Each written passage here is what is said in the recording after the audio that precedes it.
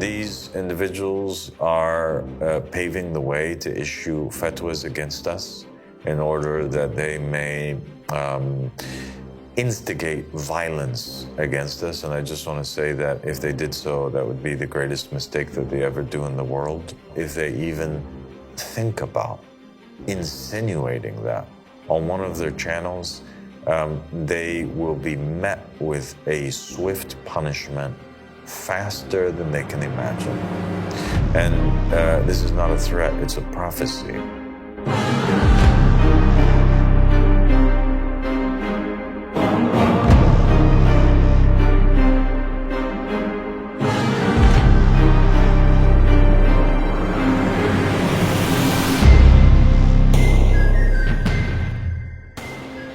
أعوذ بالله من الشيطان اللعين الرجيم بسم الله الرحمن الرحيم اللهم صل على محمد وآل محمد الأئمة والمهديين وسلم تسليما. Assalamu alaikum wa rahmatullahi wa barakatuh. My dear sister and companion Hadil. Wa alaikum assalam wa barakatuh, الصادق. Thank you for having me. Thank you for joining me. So the other night I was sent this video. It was uploaded to a YouTube page that had like 1.4 million subscribers. And it was like a Sistani Q&A page. And it was basically a clip that had been aired on a satellite station where there was this very famous scholar who's like a representative of Sistani who had gone on TV and he was speaking for about, I don't know, it was like 7-minute clip, something like that. Half of the video, he was talking about the events that were taking place in Syria, and telling people basically, oh, how the mighty fall. And the second half of the video, he was telling people that we're living in a time of fitnas, trials, tribulations, and we have to be careful. And he proceeds to talk about the fitna, that he thinks is most important right now. And then he begins talking about us. He says that he saw a funny fitna, but it's a dangerous fitna. And that fitna is the fitna of people that are speaking about religion and in the name of the Imam, but they shouldn't be.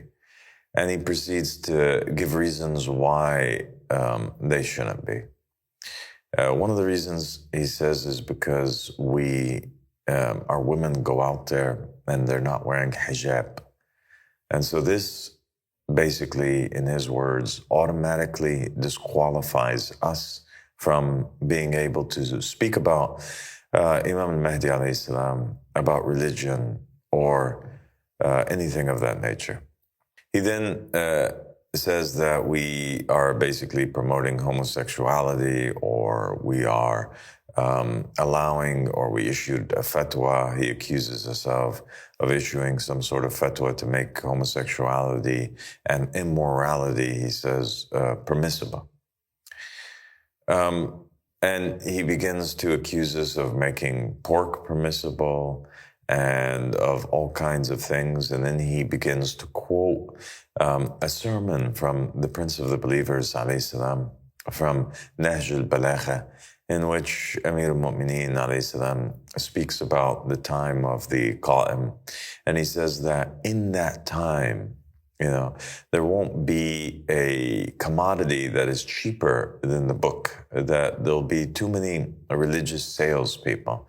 They're going to be using religion as a means to gain influence and power.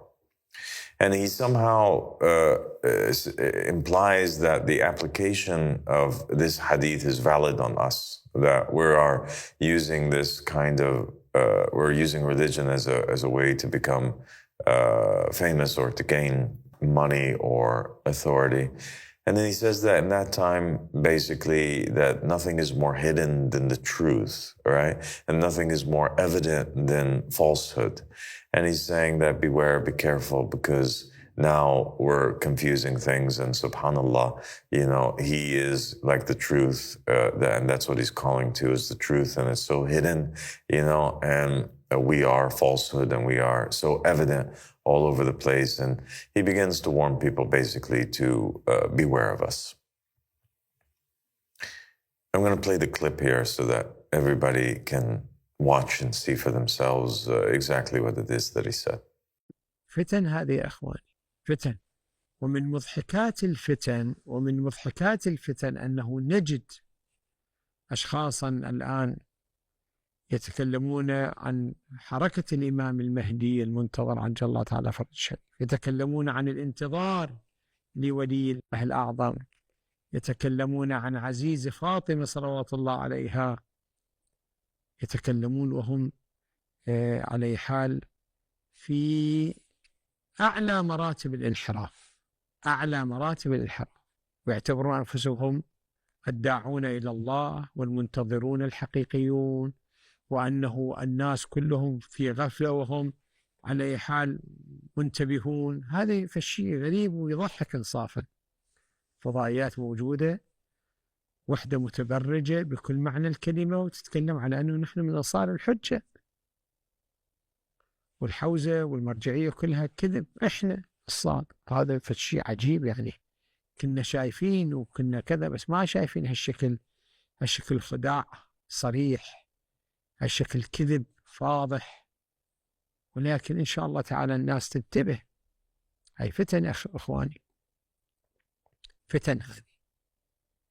يأتي شخص باسم الإمام الحجة يحلل الخمرة، باسم الإمام الحجة يحلل السفور، باسم الإمام الحجة يحلل الانحلال الأخلاقي والمثلية. عجيبة أنا واقع هذا، والآن موجودين ويقدمون المرأة لصلاة الجماعة. هاي فتن أخواني. لا تقول أنه سيدا ما تنطلي علينا، إحنا ناس نفتهم، أنت ما تنطلي عليك، بس على أولادك شلون؟ على أحفادك شلون؟ أحفادك. أمير المؤمنين صلوات الله وسلامه عليه يقول: وإنه سيأتي عليكم من بعدي زمان ليس فيه شيء أخفى من الحق ولا أظهر من الباطل. راح يكون في الزمن اللي ماكو شيء أخفى على شيء على الإنسان من الحق. الحق مخفي. وين الحق؟ ما حد يدري وينه. وليس هناك أظهر من الباطل. الباطل هو اللي يسود، الباطل هو الحاكم، الباطل هو الموجود. سيأتي عليكم من بعدي زمان ليس فيه شيء أخفى من الحق ولا أظهر من الباطل ولا أكثر من الكذب على الله ورسوله. أي والله يا أمير المؤمنين، أي والله يا أمير المؤمنين، يا أمير المؤمنين، أنا أمس شفت شيء إلى الآن ما متخيلة، أنه باسمك يا أمير المؤمنين، باسمك يا علي، باسم رسول الله يحللون الخنزير، أكل الخنزير، يحللون شرب الخمر، يحللون الزواج المثلي. إيه نعم يا أمير المؤمنين، يكذبون على الله وعلى الرسول. يقول الإمام: وليس عند أهل ذلك الزمان سلعة، ماكو سلعة، ماكو بضاعة أبور من الكتاب. أبور يعني أرخص. سلعة بايرة، سلعة بايرة، سلعة بايرة عشان سلعة متروكة ما حد إلها. اتشي سلعة موجودة بالمحل وعليها التراب، ما حد يشتريها ولا يسأل عنها. وليس عند أهل ذلك الزمان سلعة أبور من الكتاب إذا تلي حق تلاوته. فأيها الأحبة، هذه الحوادث التي تجري لا بد أن نكون على بصيرة من أمرنا، نلتفت. الأخوة المسؤولين اتقوا الله، اعتبروا بسقوط الطغاة، سقوط الكبار، سقوط الظلمة. أيها الناس، اتعظوا بمجريات الحياة وهذه الفتن. لما الأخوة يقول احنا شفنا سيدنا الحوادث اللي الآن تجري في بلاد سوريا، الله يحرسها إن شاء الله بحراسته. يقول نشوف، يقول ذكرنا قبل 20 سنة في العراق. نعم، وقبلنا أيضا دول ومجتمعات. مسيرة الحياة الشكل. بس أنا شقد أكون أنا واعي، شقد أكون أنا مستقيم، شقد أكون أنا إنسان ملتفت.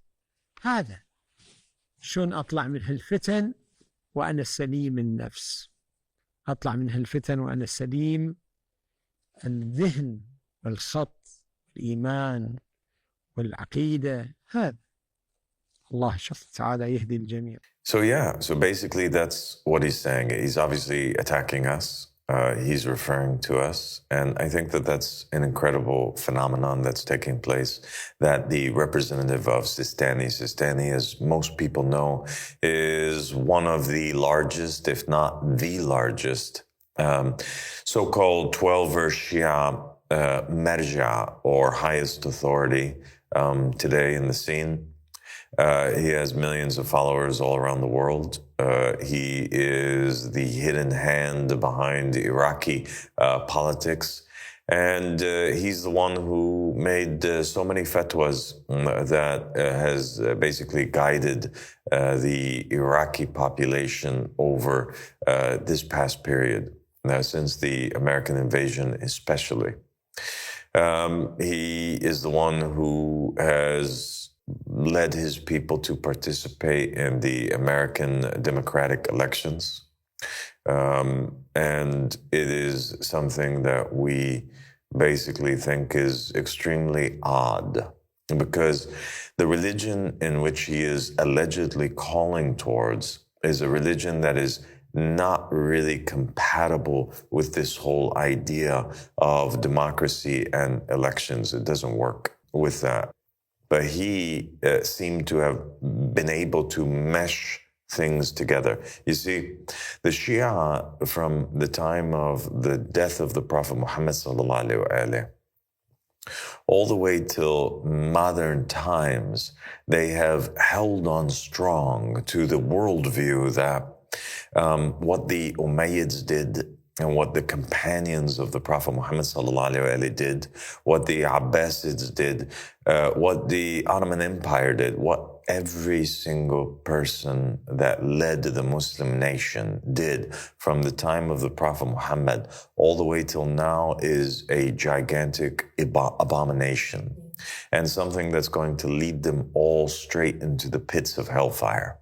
They said that the greatest sin that one can do is to elect or support or appoint or back or fight under the banner of what they would call al-jibt wa taghut, the tyrant, the person who is not appointed by Allah subhanahu wa ta'ala, the usurper who takes the place of Muhammad and the family of Muhammad. And for the Shia, the place of Muhammad and the family of Muhammad is rulership over the Muslim nation, right? And that's why they are always waiting for the 12th Imam, because the 12th Imam is supposed to be able to ascend back on top of the throne of the rulership, right? And take back from all of the tyrants and the false leaders that were democratically elected or that were appointed in a saqifa or whatever it is. Yeah, because after the Prophet Muhammad sallallahu alaihi wasallam's death, Abu Bakr, he was elected by the Muhajirin and the Ansar. That was a democratic process. They chose Abu Bakr. And then Abu Bakr appoints Umar, and then Umar makes this kind of committee of individuals that he appoints in order that they may choose amongst one another the person who's going to succeed himself. And ultimately, they choose Uthman ibn Affan. And the Shia have been wailing and crying and saying what a great tragedy this is, and that these people are cursed. And they curse the companions of the Prophet. They curse the wives of the Prophet Muhammad sallallahu alaihi wasallam because they stepped out of this monarchy, the rulership, the appointing of the divinely appointed caliphs or rulers.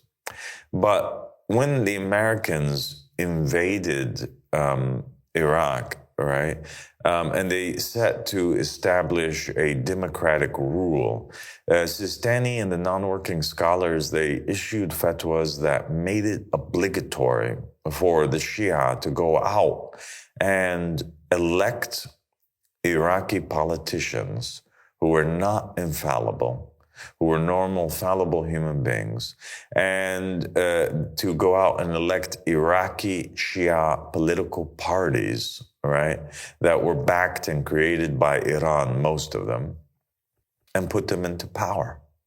That's crazy. It is crazy. And the people followed them because why? Because they thought that Sistani and the scholars are in touch with the 12th Imam.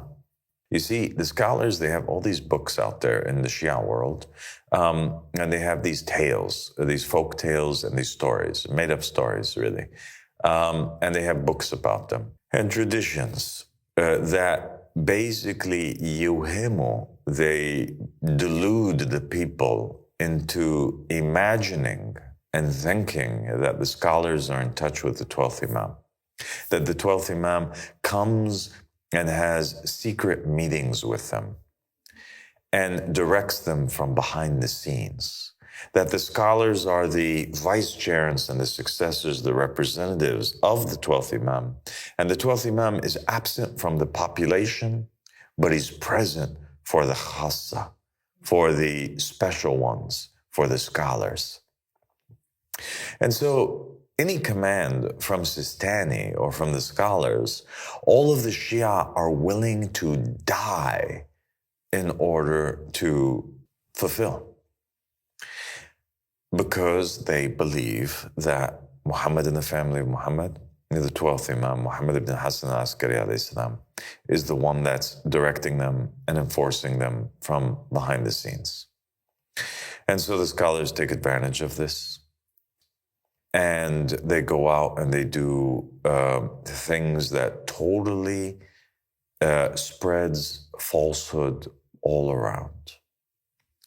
And they're the ones that actually, I'm surprised that they used that hadith from Imam Ali alayhi salam to be applicable to us when it totally applies to them.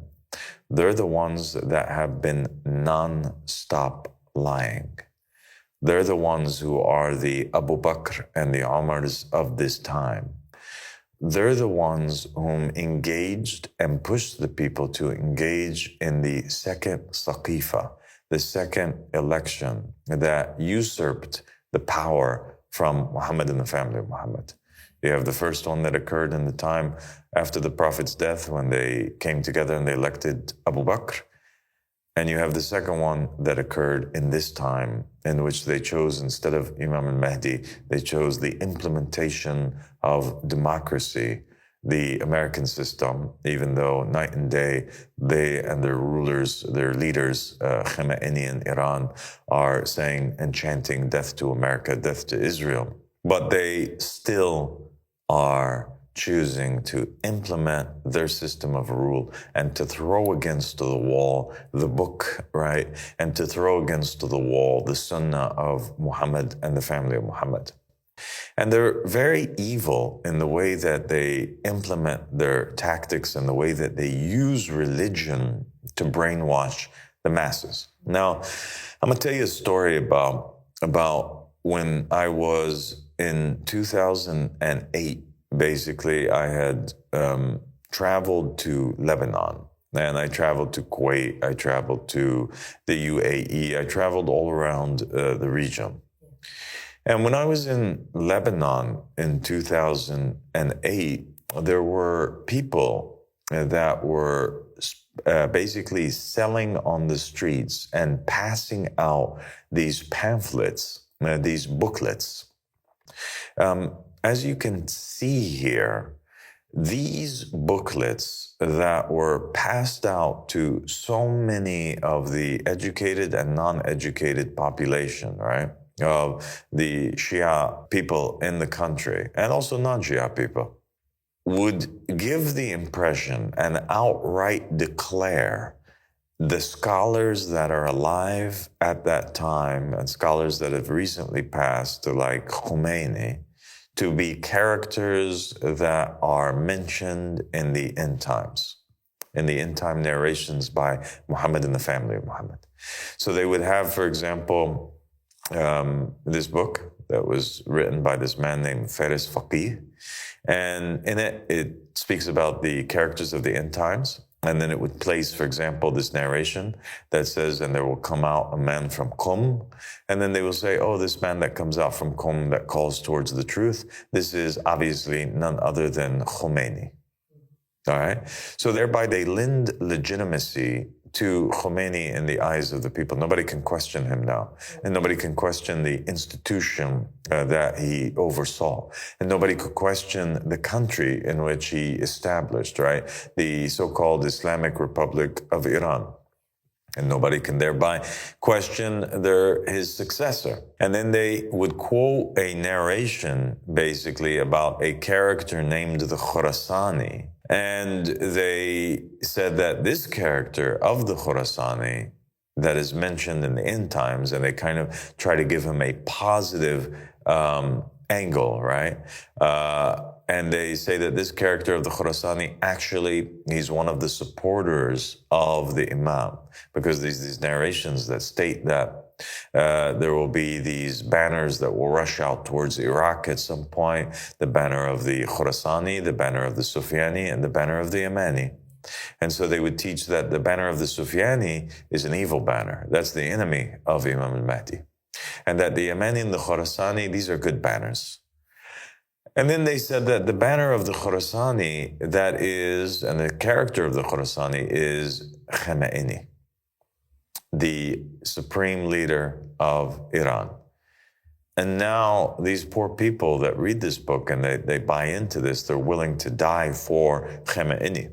Even though they're Lebanese, they have no loyalty now towards the Lebanese country or the Lebanese people. Their loyalty, first and foremost, is to Iran and to Khomeini, because they've been brainwashed, right, to think that Khomeini is a holy character who's in touch with Imam al-Mahdi, working by his commands, and that actually he's so important that he was mentioned as a character of the end-time narrations. It's crazy. So they make him a prophesized end-time characters that they were waiting for, that they have to support. So naturally, of course, they would never look at him with a critical eye. Exactly. So they took all of the characters of the end times and they applied them to their people in order to make the populations, the entire Shia population around the world, but especially in Iran, Iraq, Lebanon, Syria, live in this delusion that these scholars have legitimacy and that they're appointed by the Imam and they're actually characters of the end times, and we're all living in the end times, and now you have to have absolute loyalty to the establishment. They also had on this page, for example, as you can see here, they have narrations that is speaking about the character, the Yamani. And everybody knows that the narrations state that the Yamani has the most guided of all banners, that whoever goes against the banner of the Yamani is from the people of hellfire, right? So it's an obligation. You have to pledge allegiance to the Yamani. And it says that the Yamani's banner is obligatory to follow because he's the one who calls towards your companion, means the 12th Imam. He's the one that leads the people towards the 12th Imam.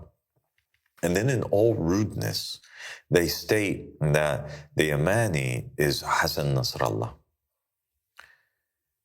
the leader of Hezbollah, the former leader of Hezbollah. He's dead now, but at that time. And so all these people, they went crazy. It was part of the great popularity. The mystery of the popularity of Hassan Nasrallah was because a huge portion of the Shia population around the world actually believed that Hassan Nasrallah was in touch with Imam al-Mahdi and that Hassan Nasrallah was the promised Yamani whom it was obligatory to support and to follow. That essentially created out of these non-working scholars infallible characters. They made additional imams out of them after the 12 imams. And that's why they obviously called Khomeini, for example, they called him Imam Khomeini, right? And they gave them powers and authorities that no king, prime minister, ruler has. They were essentially head of state and the head of the church, all combined in one. And I just think that it's incredible that these people had this huge amount of power. These people were ruling their own country, Iran. They were in charge of it. And they say that we're the reason why falsehood is spread around the world. I mean, they're the ones with all of the power. They have a country, they have militaries, they have militias, they have influence over other regimes and other countries. They have populations in the millions, in the hundreds of millions, and they're speaking about us as if we're the ones that are muddling up the truth. And I think the reality is that they realize now that they fell into a big problem. And they're like a cow that has been slaughtered and it's taking its last breaths or attempting to, and it's just kicking around on the ground, trying to fight off death. They realized that their grand delusion was falling apart. The character that they led people to believe was the Imani is actually dead. The countries that were supposed to be, and the militias and the groups that were supposed to be representing Imam al-Mahdi and that allegedly had Imam Mahdi with them, it seems like they don't have Imam Mahdi with them because they're actually falling apart.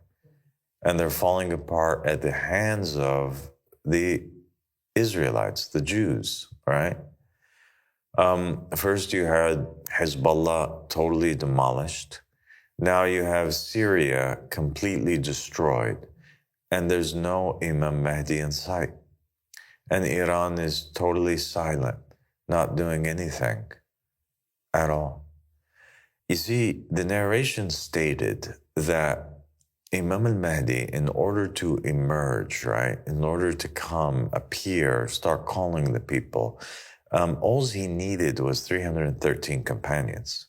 In order to actually go out and fight and establish a divine just state, all he needed was another 10,000 companions, soldiers, the halaqah. Well, the scholars knew that the people knew these narrations, and they knew that the people recognized that they now have more than 10,313 in just, in Hezbollah alone, let alone in the army of Iran. So how could it be that they don't have Imam al-Mahdi with them? Only if they were not real Shia. Only if they were not righteous. And so because they wanted to project this delusion and this image that they were righteous, they had to propagate this idea that they had Imam al-Mahdi with them. But now it's becoming apparent to the people that they don't have Imam al-Mahdi alayhi salam with them at all. Their credibility is falling apart. Their performance was pathetic. The betrayal of Iran to them was quite embarrassing in front of the entire world. They sat there and they threatened and they would march over the American flag. Here, put some images on the screen to show the world what they would do. They would march over the American flag, march over the Israeli flag. They would burn the flags. They would rally up in the tens of thousands and the hundreds of thousands, and they would chant, "Death to America, death to Israel, death to the greater shaitan," right?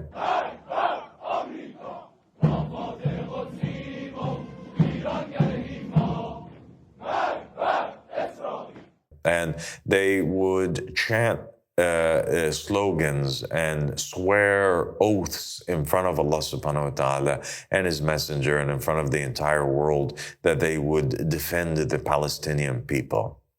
And when the Palestinian people began to be wiped out, and after actually the Iranians pushed them to go forward and commit the whole attack thing that they did, which caused this whole war to start, the Iranians were nowhere to be seen. The one thing that they did was that they sent a couple rockets into the air that made some bright lights. It was like a fireworks show in the sky. Most of them, as they were coming, they were being shot down by the Iron Dome. And then one missile, I believe, it just fell down on top of the head of one person and killed him. And that was a Palestinian person. It wasn't even an Israeli. And other than that, they've been silent. And they were silent as Hassan Nasrallah, who is beloved by many people, and of course, by the Shia. They cried over him so much. He was killed, and in the end, they didn't respond. They didn't do anything to avenge his death. It was almost like he wasn't even worth anything to them. They allowed their ally, Bashar al-Assad, to become destroyed, to have to flee as a refugee to Russia. They allowed his entire regime to collapse overnight at the hands of the ISIS and Al-Qaeda members that are over there, that are taking over power in the region. They did nothing. They didn't fight back. They didn't do anything. They didn't open up their mouths. The atrocities of the ally, right, of the Iranian government, Bashar al-Assad, it's becoming uncovered day by day. It's being revealed all over the news stations. You have people that are being uncovered from these underground prisons in which they have total memory loss. And they are chained to the walls. You have bodies that are being uncovered that have been mutilated completely, with every bone inside of them broken. Chambers and torture methods and atrocities have been committed underground by the Syrian regime that is now being shown to the world, that Imam al-Mahdi alayhi salam would never approve of or allow. It's become apparent that the ally of the Iranians has nothing to do with the 12th Imam, and it's impossible to convince the world anymore that these two, jihad have anything to do with one another. These two sides, Muhammad and the family of Muhammad, and the regimes that are in the area. The Iranians did nothing, even though they're supposed to be in touch with Imam al-Mahdi, except to go out on TV and basically they gave a speech that the prime minister did in which he said shalom to all the Jews around the world, and he tried to make friends with them. That's the most that they did. And now the Iraqi Merjas, also who've been totally silent, not moving a thumb, not moving a finger. They just want to preserve their own kingdoms, are choosing, instead of addressing all of what's going on in the world and taking action, instead of revealing to the world the 12th Imam who's secretly in touch with them, instead of doing something to prove their legitimacy, instead of trying to save the Palestinians, which they swore to save, instead of avenging Hezbollah and the Lebanese people that have been massacred over the past period, they choose to do nothing. They're choosing to go after us. And I think that that's a testament to something. I think it's basically a testament to the fact that they know that they're losing power. And they know that people are gravitating towards, something else, an alternative. I think that they are scared to death that the 12th Imam or that the Qa'im is going to emerge from under their nose and the people are going to flock to them. I think that while he was quoting all of these nice narrations about the truth being lost in the end times and falsehood being spread, they forgot to mention that all of this tyranny and oppression and the worst couple decades that the Islamic nation has ever seen has all been underneath their administration. They're the ones that oversaw the degeneration of the Muslim Ummah and its defeat in such a horrible way. They forgot to mention that the same narrations and the same Imam who spoke about the narration in which they quoted speak about how the most evil creation in the end times are the scholars. and the jurisprudence of Islam, that they are the traitors and they are the ones whom are cursed, and from them the fitna comes out and to them it returns, and that the curse of Allah subhanahu wa ta'ala is upon them and all of those who imitate them and all of those who sit with them and take from them and eat with them and drink with them and speak with them.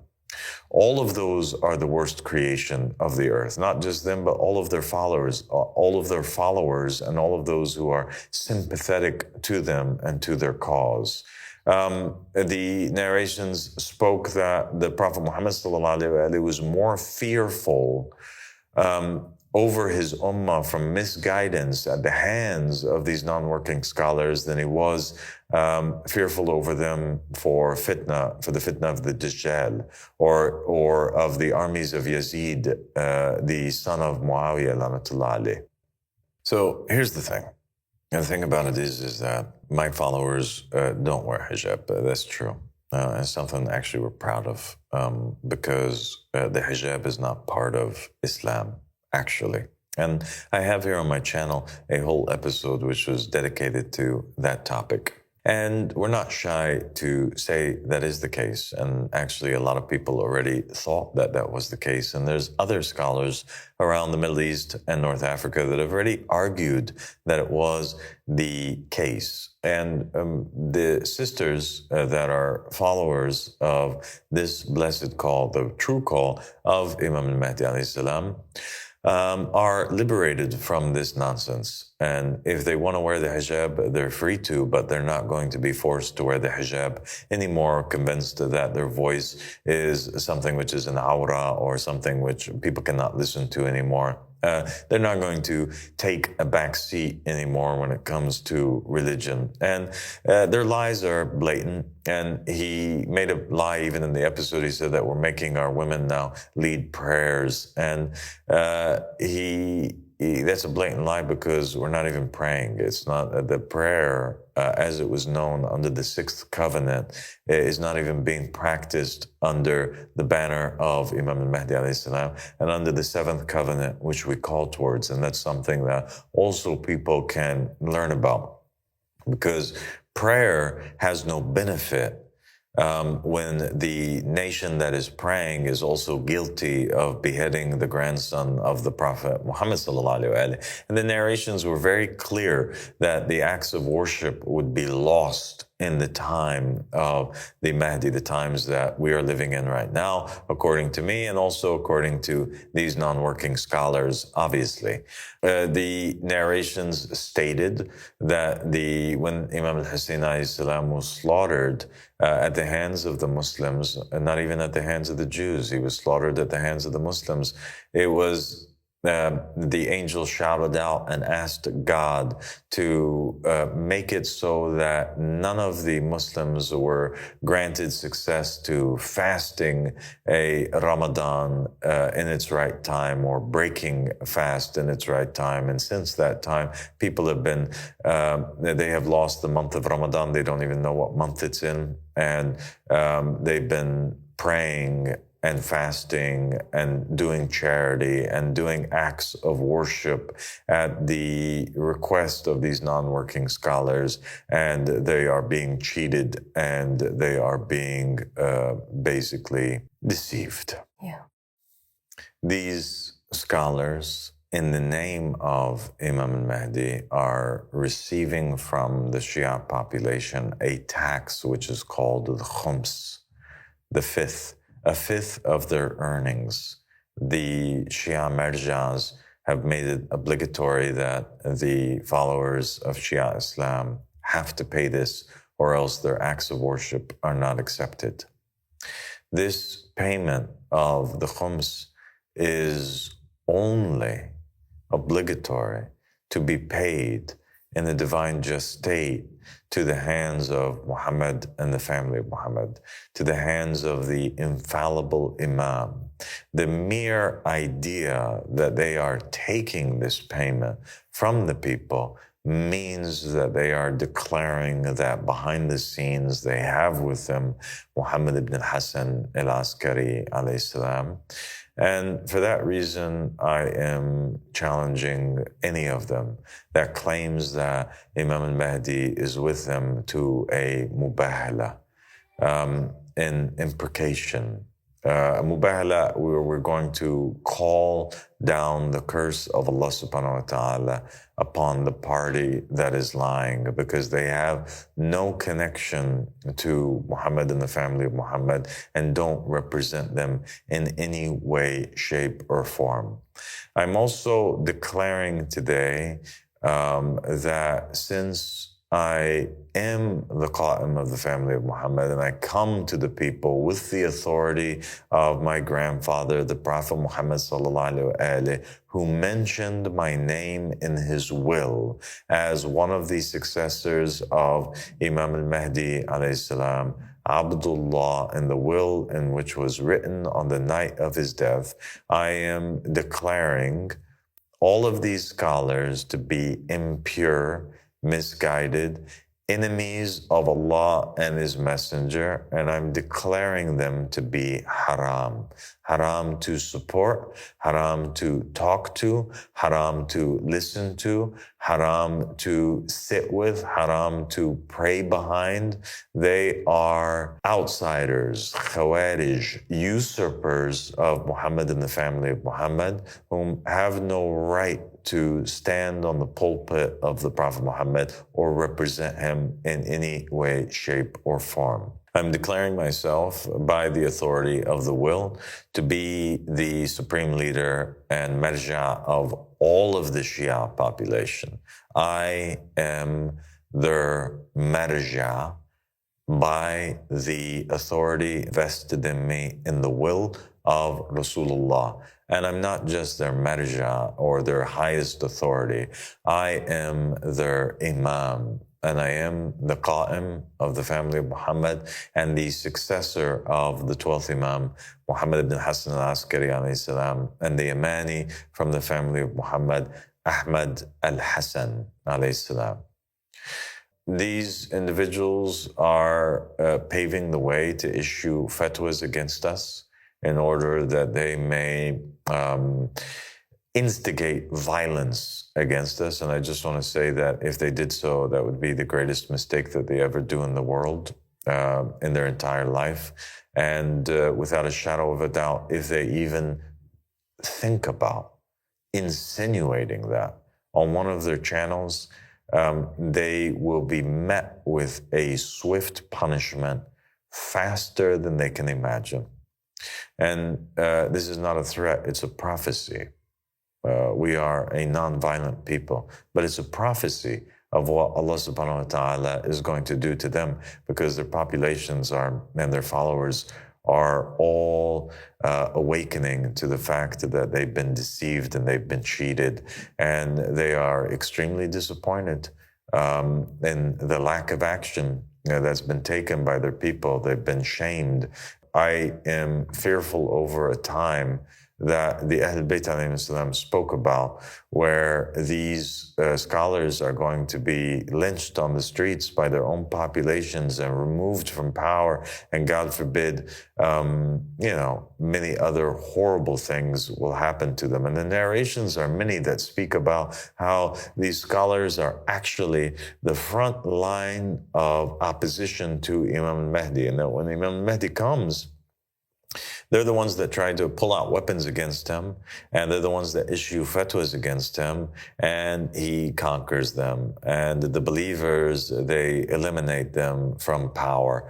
I would advise them to that they need to keep their mouths shut, not mention my name on their tongues anymore. They need to step aside. They need to retire like Muqtada al-Sadr has, and these other people. They need to remove themselves from the scene and open up the way for the true Islam to come forward, our true da'wah that embraces, yes, all individuals, all all peoples, of all races, nationalities, creeds, backgrounds, religions, walks of lives, sexualities, everything. The door of God is wide open to all of them. We will no longer fall to the traps which they have tried to set for us, in which they pitched to the followers of one scholar against another, or one sect of Islam against another,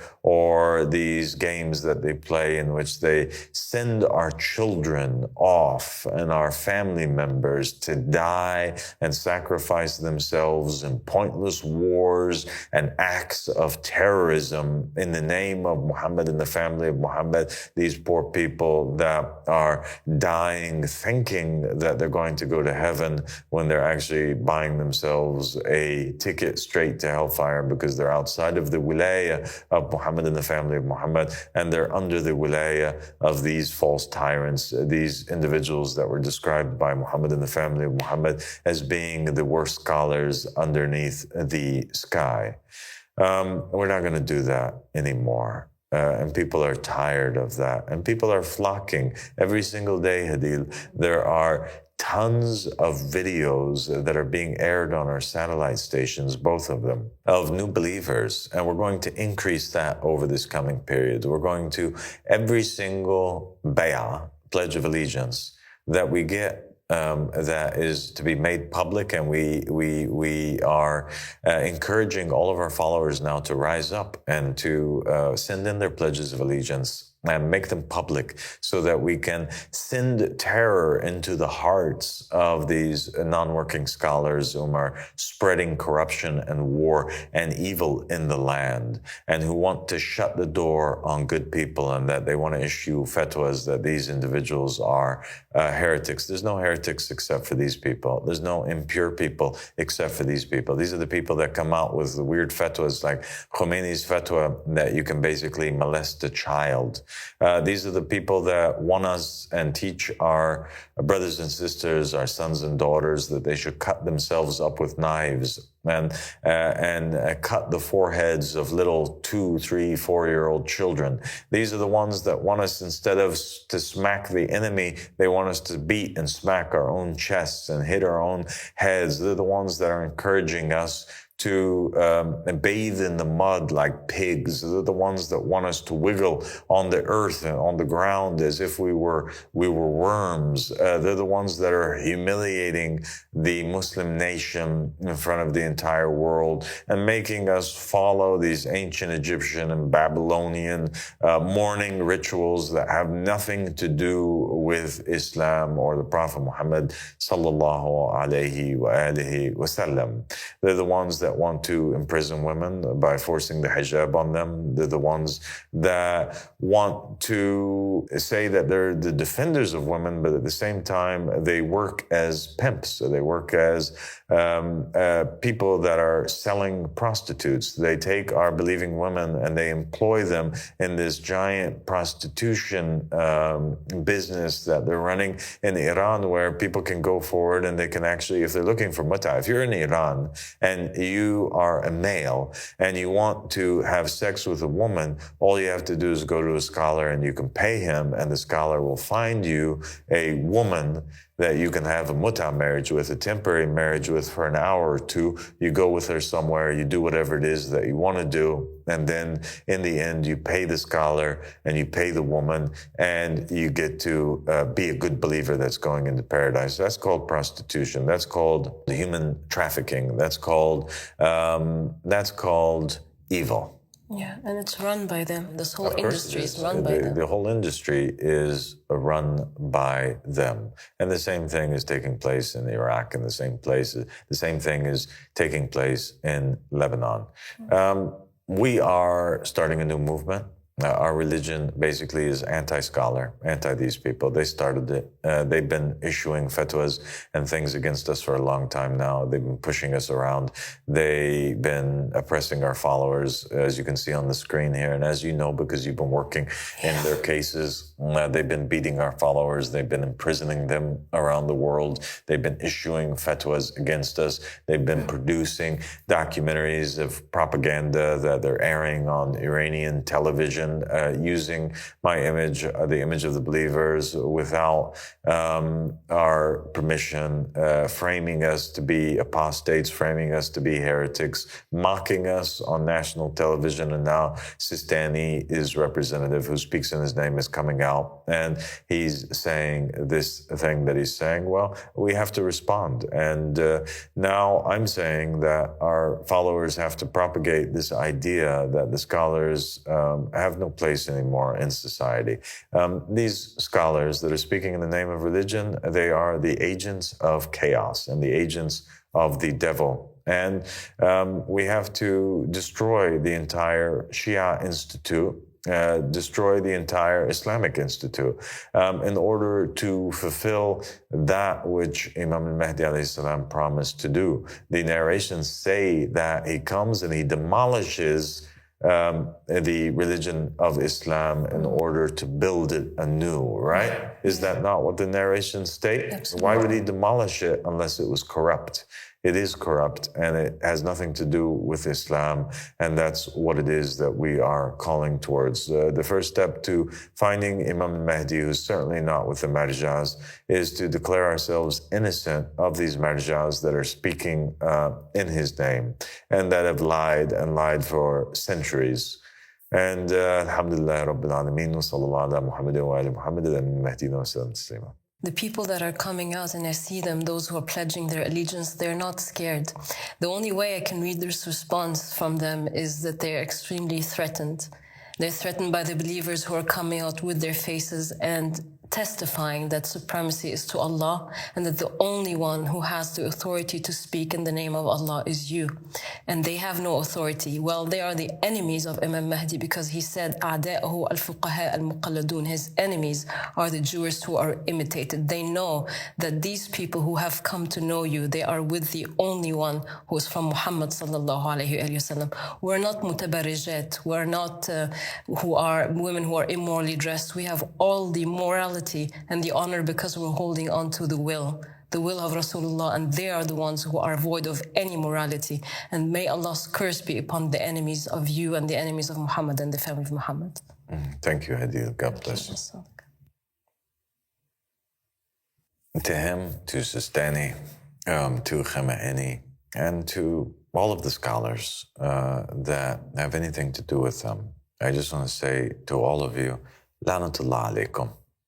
May the curse of Allah and Fatima and Ali and Muhammad and Al-Hassan and Al-Hussein be upon you, be upon all of your militias, be upon all of those who support you knowingly.